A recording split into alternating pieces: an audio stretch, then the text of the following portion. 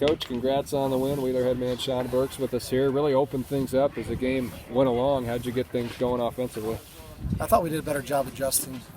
Early on, we had some tentative swings, but once we got, I think, second time through the lineup, especially once you've seen the Porter kid, he's got a nice slider more than a curveball against the righties. He's kind of coming at your back foot. And we had some silly looking swings the first time, but luckily for us, he kind of struggled with command too, so we were able to work a lot of fastball counts.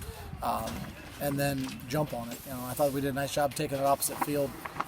Derek Korsch went oppo, Skylar Schultes went oppo. There was Gavin Smith at the oppo, tripled at the cap. So did a nice job when they're throwing away, take it away instead of rolling it over. It cut down on strikeouts. That's a big thing for us all the time. And 4-run inning and then a 7-run inning. We're used to getting 1s and 2s. Maybe a 3 is a big inning for us. And then for tonight, we got all 11 in two innings, and that was good. Once we got it going, we kept it rolling. About Jackson Jensen on the hill. Threw well, for a kid that was sat 2 weeks.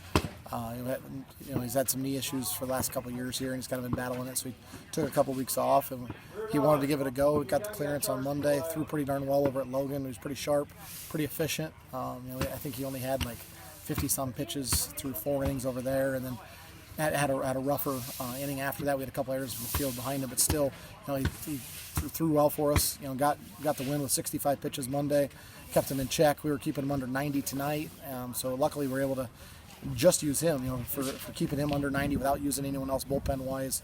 With tomorrow's big game with Tri-Center and Monday being the WIC tournament, he's the only guy that's down for us, so to speak. So Jack did everything we could have asked and then some. Just 2 walks, used his defense behind him. I thought we played pretty darn well defensively, and a big part of that is Jack throwing strikes. He keeps your defense engaged.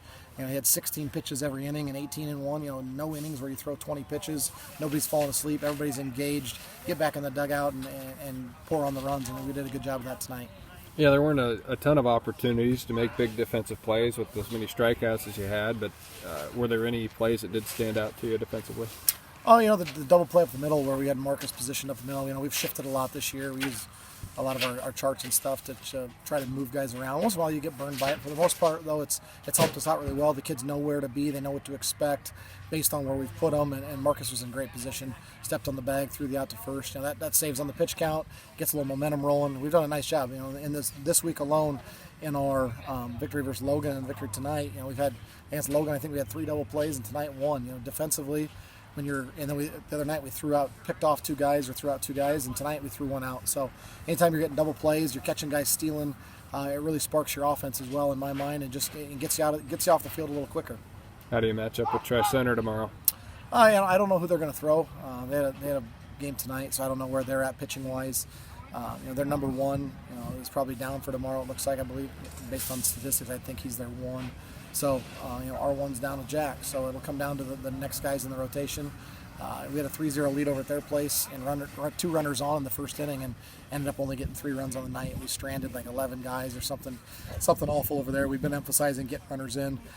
We had a stretch there the first time through the WIC, kind of late end of the first time through the WIC when we played Logan, Missouri Valley Tri-Center the first time, where we just left a ton of guys on base. And that's been a big emphasis, and we've been doing it better, and tomorrow night we need to do it again. I don't know who we're going to throw yet, but we've got a lot of arms available, so hopefully we'll be able to throw strikes, keep our defense playing well, and offensively we know they've got some kids that throw it pretty well, so they've played a lot of low-scoring games because they play kind of a similar style to us. So we're going to have to come out tomorrow and cut down on strikeouts again, eliminate errors, eliminate walks. Those are 3 big things in high school, and I thought we did a nice job of that tonight. No errors, only 2 walks. I don't know how many times we struck out the plate, and a couple times too many maybe, but anytime we're keeping it in single digits nowadays, it seems like it's a good thing. So I feel like we checked all 3 of those boxes tonight, and we'll need to check those again tomorrow. I want to go back to as far as tonight's offense. A couple of your guys that had 2 hits are both freshmen, which they got a little bit of experience last year, and that certainly has paid dividends this season. How nice is that to see guys like Gavin Smith and Braden Wessel really feel more comfortable up there? Yeah, I'm excited for this group. I'm nearing my end as a head coach here with these guys. I'm done after this season, and we talked before the season. I just want to make it the best summer we could for these guys. I thought there'd be some growing pains as young as we were, and everything we had was gearing up for next year because they're all back. And so to see that growth, look at the teams that we lost to first time, we beat second time. Logan, Missouri Valley, for example.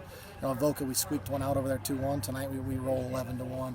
And we're playing better. We're improving. Our swings are looking better.